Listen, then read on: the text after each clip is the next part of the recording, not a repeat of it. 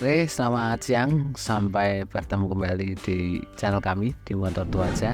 Jadi untuk kali ini kita akan menjelaskan bagaimana cara lelang di KPKNL.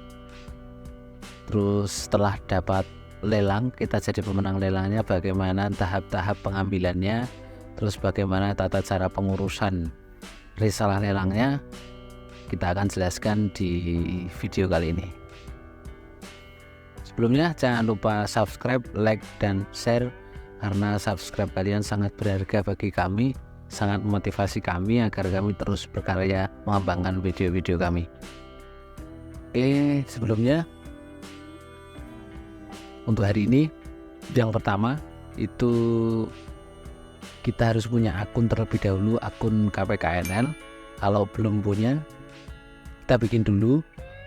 Nanti kalau sudah punya, kita masuk di situs resminya, webnya KPKNL. Kalau sudah punya, kita masuk ke situs resmi situ, kita bid beberapa unit yang sekiranya mau diambil. Seperti contohnya saja, saya sendiri kemarin saya mengambil beberapa unit lelang, tapi ternyata kalah dan yang menang itu hanya satu. Nah, saya saat itu ngecek bahwa saya ternyata saat pengumuman itu ternyata saya menang. Saya cek di webnya. Nah, setelah menang itu, untuk hari selanjutnya paginya saya memutuskan langsung ke kantor KPKNL Yogyakarta.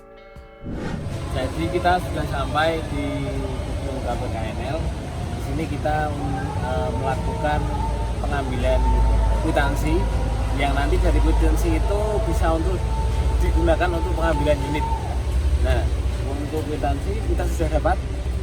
Setelah ini kita akan mengambil unit, tapi sebelum mengambil unit, ini dia kantor Gedung Keuangan Negara Yogyakarta.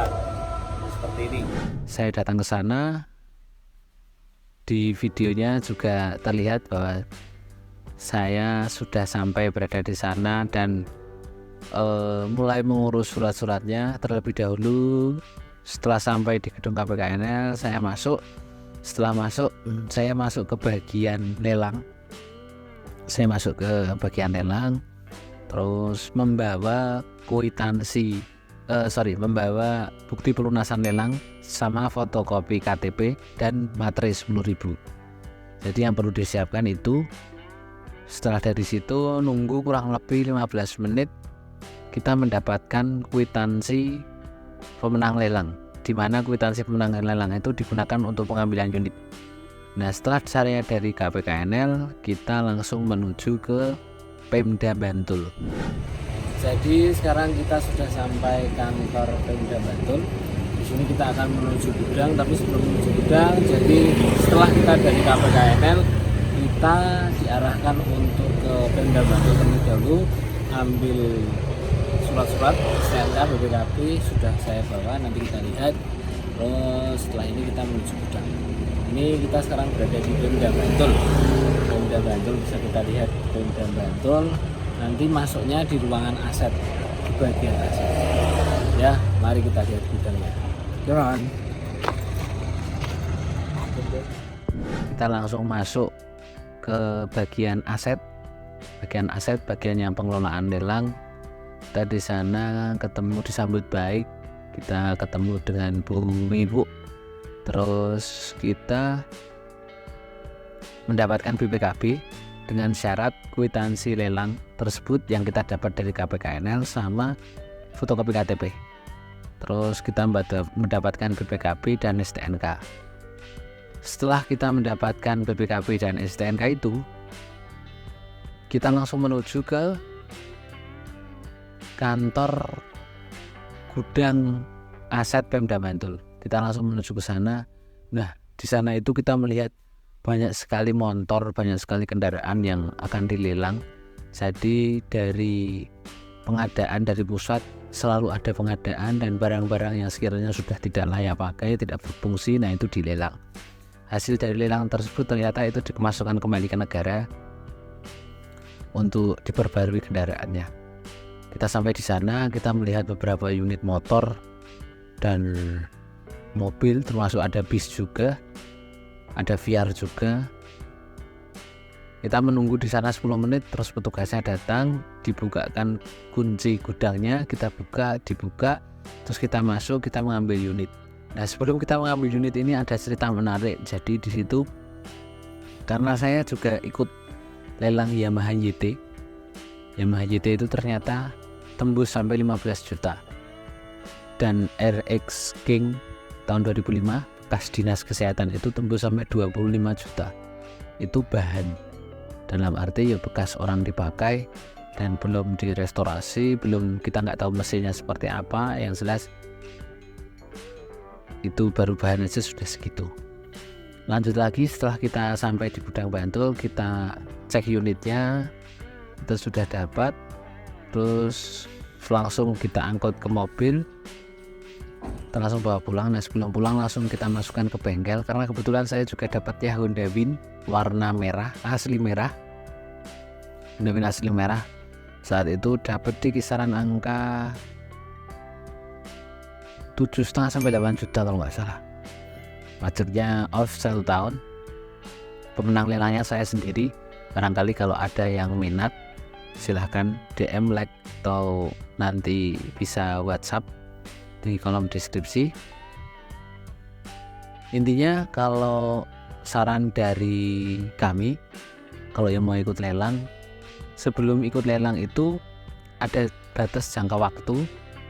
Nah, sebelum batas jangka waktu itu habis, kita bisa cek unit terlebih dahulu, masuk ke gudang Pemda Bantul sana, kita cek unit sekiranya mana yang mampu dan yang bagus. Terus setelah cek unit nanti baru kita bid, seperti itu.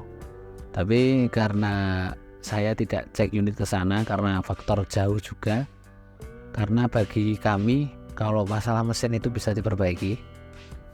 Yang jelas kalau untuk surat dan lain sebagainya itu nanti yang nggak bisa dibikin.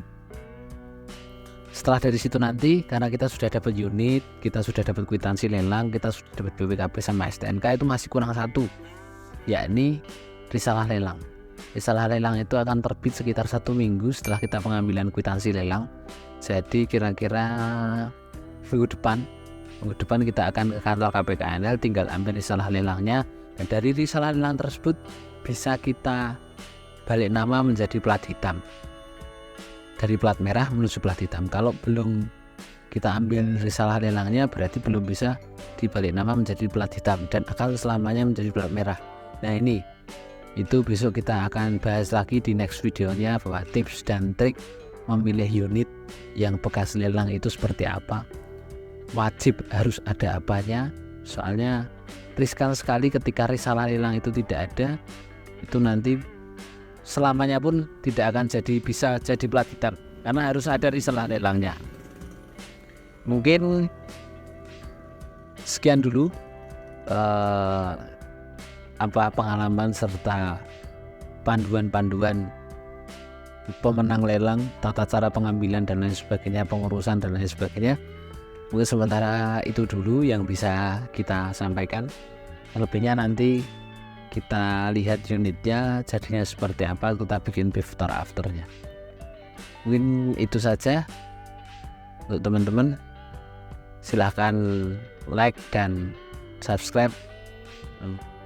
Terakhir dari kita, tetap bersyukur apapun keadaan kita, karena sejatinya di bawah kita masih banyak orang yang kekurangan, dan jangan sekali-kali berdagang menggunakan riba. Hanya itu saja yang bisa kita sampaikan. Terima kasih, selamat siang.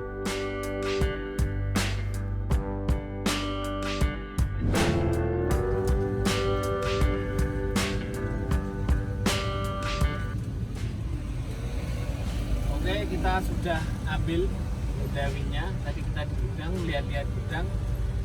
Ya, keadaannya seperti itu. Saya dapat sudah di angka 6 juta sekian. Dengan keadaan seperti itu, Pak Stop asli merah.